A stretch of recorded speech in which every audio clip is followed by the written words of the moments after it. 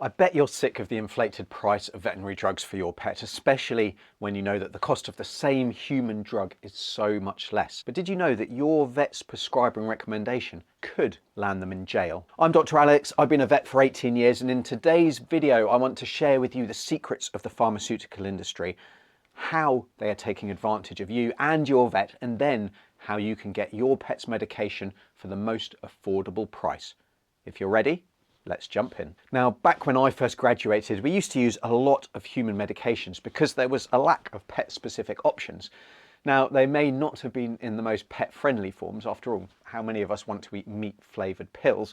But they were generally very cheap, which meant that the cost of medications was often not so much of an issue. Now, as time has gone on, more and more pharmaceutical companies have taken many of these long-standing human drugs and released them in a pet-friendly form, or in a pet form at least. They've licensed them for use in our dogs and cats. Now, in some cases, this means they might have made the pill more palatable, so it's easier to administer. They've made it smaller to make dosing more straightforward, or they've released a liquid version. In other cases, it means little more than slapping a picture of a dog or cat on the box and paying a registration fee to get it licensed. While this will vary, what doesn't vary is the huge increase in price that results from this change, often by a factor of 10 or more, and sometimes a whole lot more. And while this may make treatment easier, and in many cases it has actually made treatment easier for many of us and less stressful for our pets, which is really important, the medication cost of treating our pets,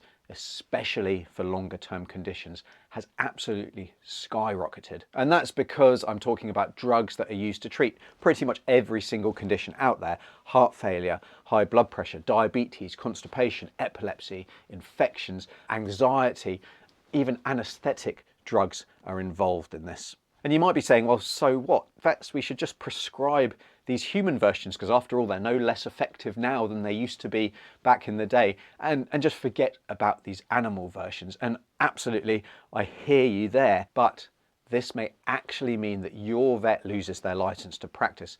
In the UK, and there are similar prescribing rules in other countries, there is actually something called the prescribing cascade, which they have to follow. And this came into effect around 1995. The first step in this cascade is to use a veterinary medicine authorised for the use in that species for that condition. The second step, if there is no such product available, is to use a veterinary medicine authorised for the use in another species or for a different condition in that same species. Third step, if there's still no suitable product, is to use a medicine authorised for human use. And then the fourth step, as a last resort, is to use a medicine that has been specially prepared by a pharmacist, by a veterinary surgeon, or a person holding an appropriate manufacturing authorization. And the issue here is that veterinarians, they must follow these steps sequentially, moving to the next step only if there's no suitable product available at that previous step. So if there is a drug licensed for use in dogs, we have to use that product. We can't skip down to level 3 and use the human version of that drug, even though the active ingredient is absolutely the same. And while there was some wriggle room to begin with, in about 2005 it was specifically stated that cost was not a reason to move further down the cascade. And the bottom line here is that if there is a licensed veterinary form of a human drug, then your vet has no choice but to prescribe that version, not the human version. If they don't, then the consequences could really be quite severe and could include disciplinary measures from their regulatory body, such as the Royal College of Veterinary Surgeons in the UK, the RCVS, which could include a fine, a suspension, or even revocation of their license to practice. The cascade makes it basically illegal for vets to use human medicines if there is a veterinary one licensed, or use a special preparation if there's a human one available, even if they are more expensive. Cost is not a deciding factor and never can be. So what about your dog with heart failure who needs furosemide or frusemide? Your vet, they can't dispense or write a prescription for the generic human version, which is cheap as chips. We've been using it forever and a day. We know it works. We know there's no concerns. No, they have to dispense or prescribe one of the licensed veterinary versions, which may make it easier to give, but you've got a Labrador who will eat absolutely anything. It's not a factor. It doesn't matter to you that it's easier to give. It's also significantly more expensive, but unfortunately that cannot come into the decision making with which drug your vet prescribes. And this might sound bad, but it actually gets even worse because new legislation means that it's now illegal for UK vets to promote or facilitate illegal off-licence use of medicines in animals, an offence that could result in your vet being sent to jail. But what does this actually mean? Well, let's say that your dog needs some paracetamol or acetaminophen as part of their long-term arthritis treatment plan.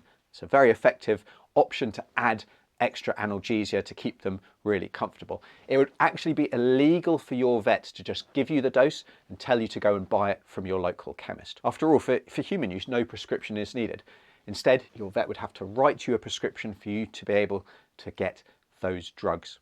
Now, different situation. Let's say your dog was having a mild allergic reaction out of hours and your vet felt that an antihistamine tablet was all that was needed. It would now be a criminal offence to recommend, advise or suggest that the client buy the human product for administering to that animal. Ridiculous? Well, I think so too. And who's driving these changes? Because it's certainly not the vets. It's the vets that get blamed, but it's certainly not the vets. In the UK, it's the Veterinary Medicines Directorate, or the VMD, that regulates and enforces the veterinary medicine regulations. This is the same agency which ensures that vets are not allowed to purchase medications from human drug wholesalers and limit where they can source their drugs from. And the result of this is that in many cases, your vet won't even be able to buy a drug for the price that an online pharmacy is able to sell it to you for. And yet it's the vets that are being blamed and investigated for the high costs of drugs. There's something really wrong here. All that being said, how can you get the most cost-effective medication for your pet? Well, I've got 5 steps that you can take. The first step is to ask if there is a cheaper version of the same medication that you could give instead. Many drugs have kind of generic versions produced by different manufacturers that may be cheaper, although the reality in the pet health space is that the cost difference is not nearly as great as it is with human generic medicines. For long-term medications, ask for as much to be dispensed as your vet is happy to give you. This will cut down on additional dispensing fees.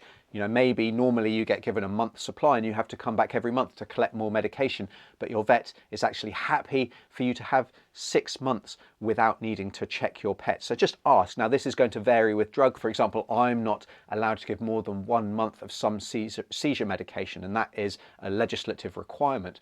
For other medications, I'd be more than happy to give you 6 months if that's what you wanted in one go. Step number 3 is to ask for a written prescription. Now, there will be additional costs for this, but in most cases, in the vast majority of cases, the cost saving on the drug purchase is still going to make this a far cheaper option. And like I say, that's not your vet's fault. Remember, they often can't buy their drugs for their own pharmacy for the price that you can buy them at the online pharmacy. Step number 4 is to ask for the prescription to actually be for the active ingredient rather than the trade name. So for example, ask for it to be for carprofen rather than Rimadyl. And that's then going to allow you to shop around for the cheapest version available rather than being stuck with just one brand name option. One thing to be aware here is that some online pharmacies, they actually require it to be the trade name on that prescription. Most, though, will allow that active ingredient and really will prefer it as well. And then the 5th way to get cheaper drugs for your pet is that if there is an over-the-counter human option, and clearly this isn't going to be the case for the majority of treatments, but there are a number of over-the-counter treatments that we do use, you also need to be sure it's the same with nothing potentially harmful added, for example, the sweetener xylitol or any additional active ingredients, but then just use that human version instead. Just don't expect your vet to get involved with any recommendation about this. And it's all very well and good me just talking about drug costs, but the pet healthcare system is broken in more ways than just the cost of drugs. And this video talks more about it, allowing you to get the most appropriate, affordable care for your pet. So tap on that video. I'll see you over there. But until then, I'm veterinarian Dr. Alex. This is Our Pet's Health, because they're family.